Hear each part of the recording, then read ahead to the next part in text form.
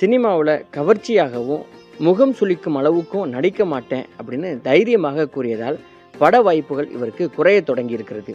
தமிழ் சினிமாவிலிருந்து கொஞ்சம் கொஞ்சமாக இவர் ஒதுங்கத் தொடங்கினார். ஒரு நாயகியாக அப்போதிருந்த சினிமாவின் சூழல் இவருக்கு சுத்தமாக ஒத்துப்போகாததால், சினிமாவுல ஹீரோயினாக நடிப்பதையே நிறுத்திக் கொண்டார். தன் அப்பா சொன்னது போல சினிமா என்பது சற்று பிரச்சனைக்குரியது அப்படிங்கிறத இவர் அந்த நேரத்துல தான் உணர ஆரம்பித்திருக்கிறார். அதன் பிறகு சினிமாவுல ஹீரோயினாக நடிக்காவிட்டாலும், சின்ன சின்ன வேடங்களிலும், சில கௌரவ வேடங்களிலும், சில பிற மொழி படங்களிலும் இவர் நடிக்க ஆரம்பித்திருக்கிறார். 1994ஆம் ஆண்டு வெளிவந்த கருத்தம்மா என்ற படத்துல பொன்னாத்தாவாக சிறப்பாக நடித்து மீண்டும் தனது நடிப்பு திறமையை இவர் வெளிப்படுத்தினார்.